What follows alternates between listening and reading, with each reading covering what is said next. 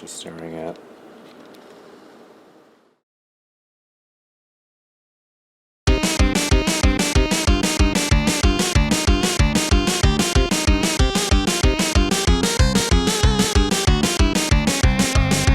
Mario 3 Around the World for the Sega Mega Drive, a 2011-ish bootleg release from Communist Russia.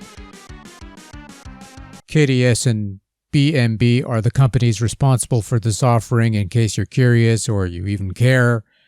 Mario 3 Around the World would later be used as the basis for another pirate original hack, Mario 4 The Space Odyssey, which we've previously reviewed and if you've already seen the previous video regarding that game or even played the game yourself, first off, my condolences. Secondly, congratulations, you already know what to expect from Mario 3 Around the World because the mechanics are exactly the same, since that game was a hack of this game, and let's dive into this one anyway so I could call it a video and we could all move on with our lives. The story of Mario 3 Around the World is irrelevant and in Russian, but it's pretty much old hat.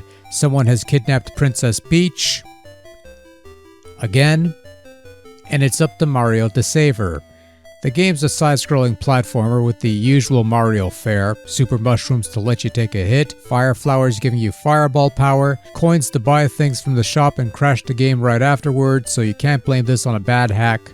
And there are even some warp pipes that will take you to an alternate route elsewhere in certain points.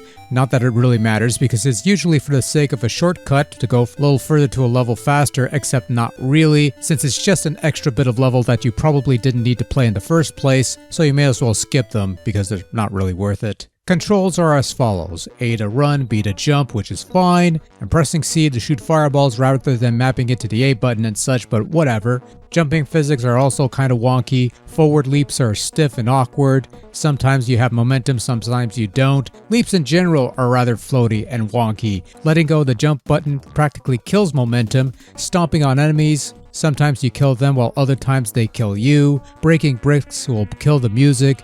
And why are there flurries in the desert? Aren't they snow creatures? Shouldn't they melt? Oh look, there's a snow level. Aw, look at the little Koopa Troopas with the little Santa hats. That's adorable. Not so adorable as the bed of spikes that blend with the background, or that certain ice blocks can be fallen through, which can lead to... yeah. Right, so like I said, if you've played Mario 4, then you've played Mario 3. When it comes to the core gameplay, it's practically the same thing. The difference lies in the levels. Mario 4 only had 16 levels of play, while Mario 3 has a whopping 22, which is about 2 levels more than what you got in Super Mario Bros. 2, USA. And again, I don't think the levels themselves are particularly badly designed. I mean, sure, the ice levels can be a bit unfair, and it's solid or no ice blocks, but these are levels that, if you have the proper Mario gameplay, physics, and control, would be more than passable affairs. Not the most pleasant looking things sometimes, but not as bad as some people would have you believe, because really, it's the control and the physics that cripple this game's playability somewhat. If there is a genuine complaint to be had regarding the levels, it's that they do follow a sort of similar design structure and eventually they all start to blend together. Like some levels look too much like others and that sort of thing, and making the overall experience a bit tedious to play through.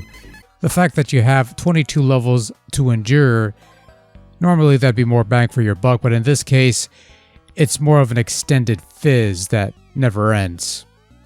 And speaking of which, no final boss to be found here. The last level is just a regular level that once you beat, you just get the ending cutscene and yeah, okay. That's a thing.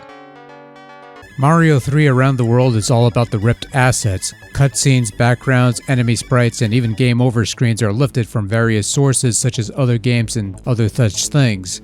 There's a bit of a structure with these levels as they're grouped into 3 general themes: desert levels, Aztec levels, and snow levels. The backdrops look somewhat decent and nowhere near as slapdash looking as the follow-up, so that's noteworthy, I suppose. Everything else looks okay, I guess.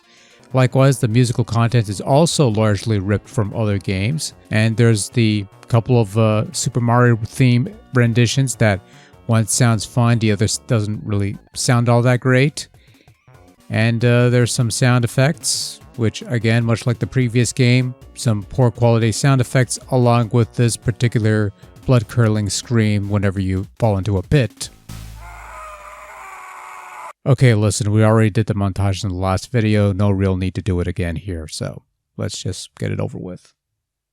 Overall, Mario 3 Around the World for the Sega Mega Drive, yeah, it's a bad game, but that's not much of a surprise because Mario 4 Space Odyssey, the game that used this game as a basis, was also pretty bad. So I guess the real question is, which of the two is worse? And the answer, of course, is Mario 3, because it has 6 more levels than Mario 4, and thus it's 6 levels worse than that game. To put it simply, if you've played one, there's no real need to play the other unless you really like this game, and even within the realm of bootleg pirate originals, you can do so much better than this. And believe it or not, we actually do have a couple more bootlegs to check out before we venture into nerd territory in a week, so that's going to be exciting. Probably gonna suck.